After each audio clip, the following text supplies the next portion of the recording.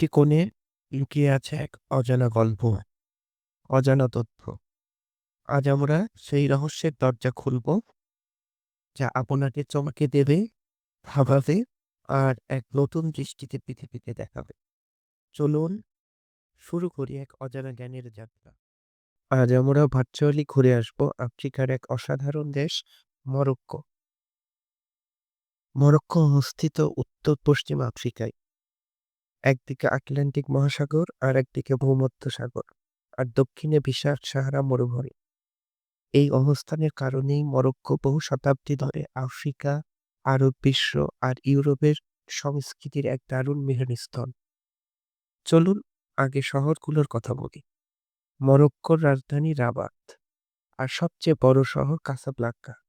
কিন্তু আমার কাছে সবচেয়ে রঙিন লাগে মারাকেশ আর ফেস। এখানকার পুরনো শহরগুলোকে বলা হয় মেদিনা। সরু গলি, চারপাশে রঙিন দোকান, মশলার গন্ধ আর মানুষের কোলাহল, সব মিলিয়ে এক অন্যরকম অভিজ্ঞতা। এবার আসি প্রকৃতির কথায়। মরক্কো মানেই শুধু শহর না, এখানে আছে বিশাল আটলাস পর্বতমালা, লম্ব উপকূল রেখা আর সেই বিখ্যাত সাহারা মরুভূমি। সাহারার বালিয়াড়িতে সূর্যাস্ত দেখাটা জীবনের একবার হলেও করা উচিত। সংস্কৃতির দিক থেকে মরক্কো খুবই সমৃদ্ধ। এখানকার মানুষেরা খুব অতিথিপরায়ণ। ইসলাম এখানকার জীবনধারার একটি গুরুত্বপূর্ণ অংশ। আর খাবারের কথা না বললেই নয়, কুসকুস, তাজিন আর পুদিনা চা, এগুলো শুধু খাবার না, এগুলো মরক্কোর পরিচয়। অর্থনীতির দিকে তাকালে দেখা যায় মরক্কো মূলত কৃষি, পর্যটন আর হস্তশিল্পের উপর নির্ভরশীল।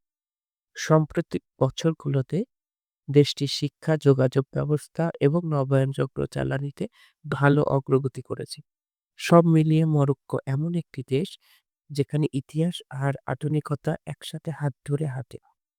এই দেশ শুধু দেখার না, অনুভব করার মতো। ভিডিওটি ভালো লাগলে লাইক দিন, শেয়ার করুন আর এমন আরো ভ্রমণ ভিত্তিক ভ্লগের জন্য চ্যানেলটি সাবস্ক্রাইব করতে ভুলবেন না। আল্লাহ হাফেজ।